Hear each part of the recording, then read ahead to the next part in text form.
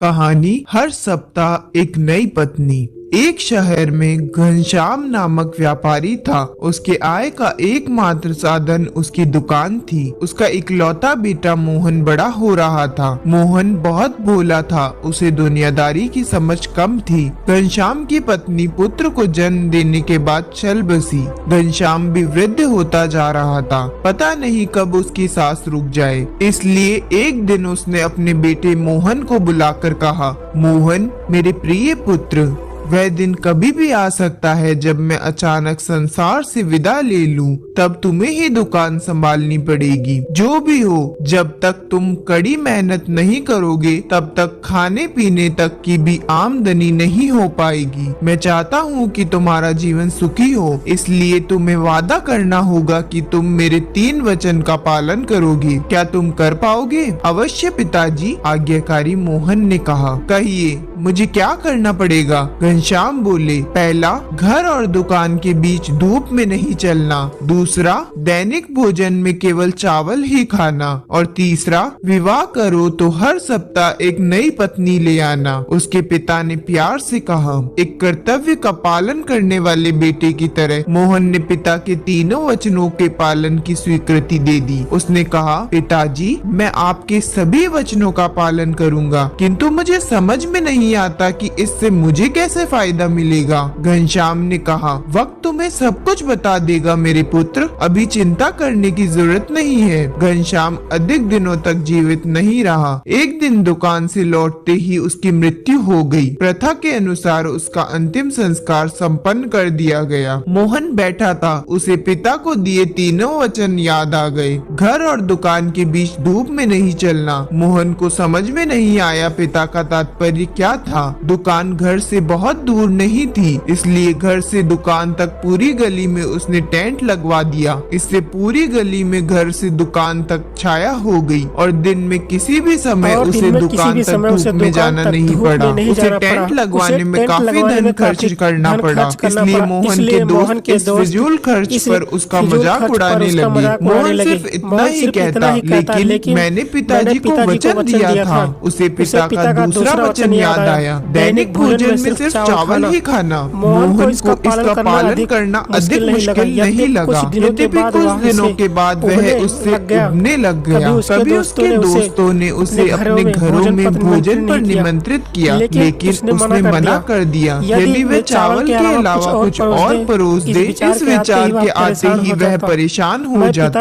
मैं पिता को दिए वचन का पालन नहीं कर पाऊंगा। जो भी हो, उसने दोस्तों को पिता को दिए वचन का रहस्य नहीं बताया। अनेक अविवाहित लड़कियों के माता पिता उसके पास विवाह का प्रस्ताव लेकर गए, लेकिन उसकी शर्त सुनकर चकित रह गए। मैं आपकी बेटी से विवाह तो कर लूंगा, किंतु वह केवल एक सप्ताह के लिए ही मेरी पत्नी रहेगी। लड़की के पिता यह सुनकर क्रोधित और निराश होकर वापस चले जाते। मोहन की विचित्र शर्त से दुखी होकर योग्य लड़कियों के पिता दूर ही रहने लगे। शीघ्र ही पूरे शहर में वह रहस्य का पात्र बन गया। सुधा को मोहन की विचित्र शर्त के बारे में मालूम हुआ। वह उसकी दृढ़ता से बहुत प्रभावित हुई। उसने उससे विवाह करने का निश्चय लिया और अपने माता पिता को यह निर्णय बताया। वह लोग भयभीत हो गए और कहा, एक सप्ताह के बाद वह तुम्हें निकाल देगा तो तुम्हारा क्या होगा? बेवकूफी ना करो सुधा, हम लोग तुम्हारे लिए कोई और लड़का देखेंगे। सुधा ने बड़े विश्वास के साथ कहा, वह मुझे नहीं निकालेगा,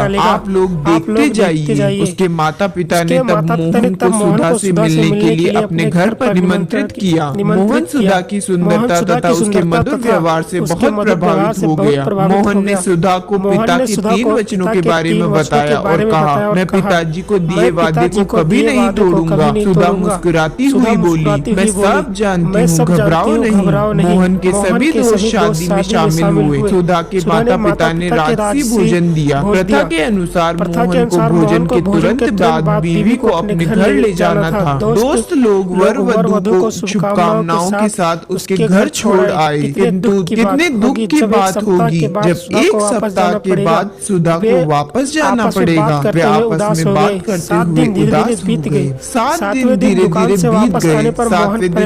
से वापस आने पर मोहन परेशान सा दिखाई पड़ा। सुधा ने देख लिया, लेकिन वह घर का सारा काम इस तरह करती रही मानो कुछ नहीं हुआ हो। कल मुझे उसे निकाल देना होगा। मैं पिता को दिया वचन कैसे तोड़ सकता हूँ? यह विचार मोहन को रात भर परेशान करता रहा। सुबह हो गई, मोहन जाने के लिए तैयार हो गया। मोहन ने सुधा से कहा, क्या तुम तैयार हो सुधा? आज मैं कहीं नहीं जा रही हूँ। सुधा ने भूलेपन से उत्तर दिया। मोहन ने कहा, मुझे तुम्हें घर वापस ले जाना है। तुम्हें मालूम है कि मैंने अपने पिता को यह वचन दिया था और मैं इसे तोड़ नहीं सकता। सुधा ने टिप्पणी की, तुम कितने मूर्ख हो। तुम्हारे पिता ज्ञानी थे और उदार थे। यह सोचना मूर्खता है कि तुम्हारे पिता तुम्हें ऐसा काम करने के लिए कहेंगे जिससे तुम शहर भर में हास्य के पात्र बन जाओ। मोहन जो बचपन से ही भोला भाला था, समझ नहीं सका कि सुधा उसे क्या समझाना चाहती है। उसने कहा, तुम्हारा मतलब उन प्रतिज्ञाओं से है जिनका पालन करने के लिए मेरे पिता ने मुझसे। सुधा ने बीच में टोका, हाँ मैं वही कहने जा रही हूँ। जब उन्होंने यह कहा कि तुम्हें धूप में दुकान पर नहीं जाना चाहिए, तब उनका मतलब था कि तुम्हें सूर्योदय से पहले दुकान खोल लेनी चाहिए और सूर्यास्त के बाद उसे बंद कर घर लौटना चाहिए। वे चाहते थे कि तुम सारा दिन दुकान पे रहो, पर तुमने क्या कर दिया? तुमने घर से दुकान तक पूरी गली में टेंट लगवा दिया और कितना सारा धन बर्बाद कर दिया। तुम भी कितने मूर्ख निकले। सुधा थोड़ी देर के लिए रुकी, फिर बोली, उन्होंने कहा कि तुम्हें केवल चावल ही खाना चाहिए, ठीक है ना? वे चाहते थे कि तुम्हें जरूरत के अनुसार ही खाना चाहिए। भोजन के लिए अनशंत खाने की पूरी आदतें नहीं डालनी चाहिए। जब तुम्हारे दोस्तों ने भोजन करने के लिए निमंत्रित किया, तब तुमने स्वर्गीय पिता के नाम पर उनका निमंत्रण ठुकरा दिया। भगवान उनकी आत्मा को शांति प्रदान करे। अब मोहन उस पर ध्यान से नजर डाले, यह जानना चाह रहा था कि वह तीसरे वचन के बारे में क्या कहेगी। सुधा ने समझाया, तुम्हारे पिता सिर्फ यह बताना चाहते थे कि तुम अपनी बीवी को बहुत प्यार से रखो। यदि तुम अपनी पत्नी को उतने ही प्यार से हर रोज देखो जैसे तुमने पहले दिन देखा था, तो हर रोज तुम्हें नई पत्नी की तरह दिखेगी। मोहन खुशी से मुस्कुरा पड़ा। सुधा, तुम तो मेरी कल्पना से भी अधिक बुद्धिमती हो। ठीक है, मैं अब तुम्हें कभी भी तुम्हारे घर वापस नहीं भेजूंगा और तुम हमेशा के लिए मेरी प्यारी पत्नी बनी रहोगी। मोहन और सुधा